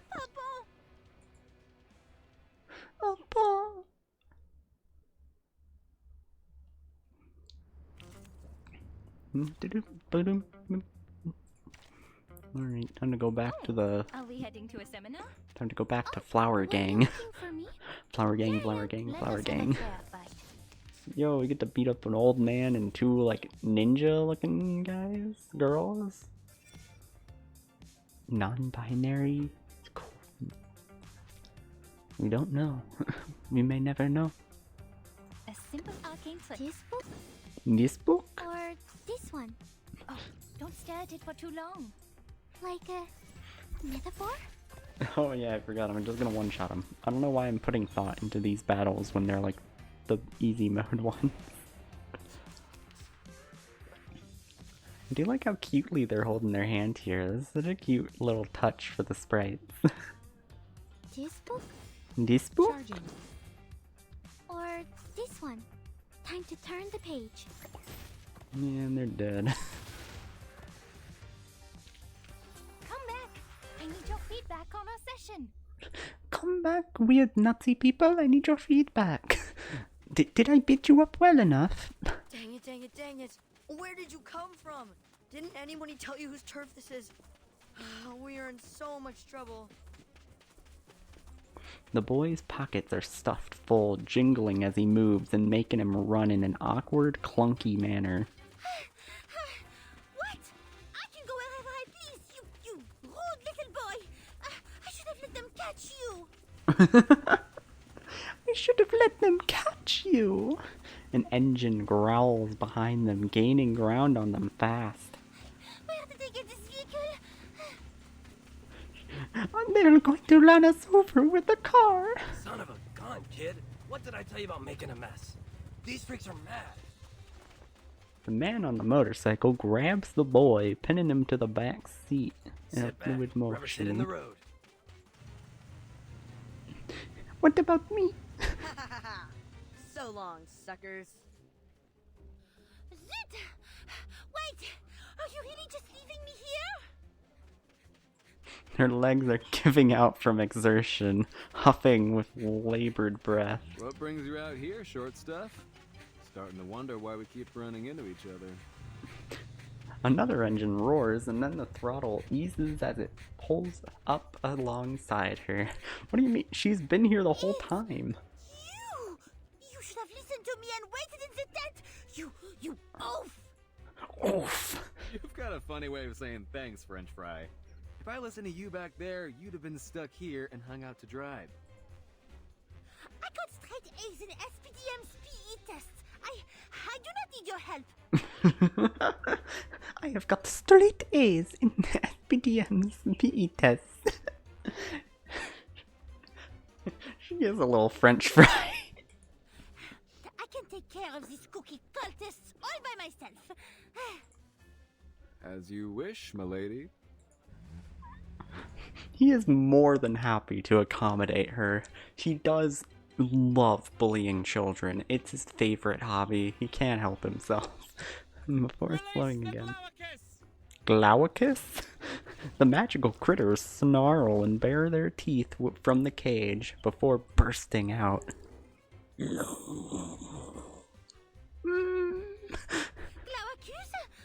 No, they don't have such an acute sense of smell. It must be a kind of mutants they tamed. Knight in shining chrome at your service. Just say the word. Please, keep your distance, sir. It is me they are after. You must keep yourself safe. Yo, you can't just say keep yourself safe like that, Matilda. That's fucked up. I am an investigator of the Saint Pavlo Foundation, and it is my duty to protect civilians. Just dead silent. Her words feel strikingly familiar. And also familiarly hurried steps. Huh? Her incantation is interrupted as she is lifted unwillingly onto the back of Jay's motorcycle. Really didn't want to get involved, but you were starting to look like a lost puppy, so I'll forgive you. You know, Short Fry, if you're trying to protect someone, you should learn when to accept their help. No one gets anywhere in this world alone. Not even at your big shot foundation. Oh, look, he learned the lesson from his little sister dying. The wind howls past as they pick up speed. Matilda sticks her head up to speak. What did you say? I cannot hear you. The wind is too loud. I said take the help.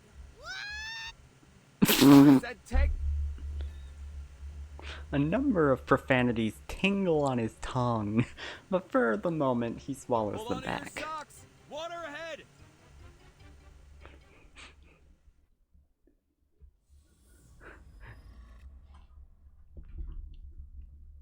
That's a nice place to leave it off. Very fun. Oh yeah, don't even have a little side thing for us. Best buds, best guest. Yeah. That seems to be a good place to leave off the stream for today. Thank y'all for coming. Probably tomorrow or the day after I'll stream more of the story, another 6 chapters or so. Maybe 7 if I'm feeling spicy. It really just depends on like how good my computer's doing. But I enjoyed that a lot. Very silly. Though I am very confused on what the hell the timeline is here at the moment. But you know, I'm sure the game will figure that out at some point. So long. Auf Wiedersehen.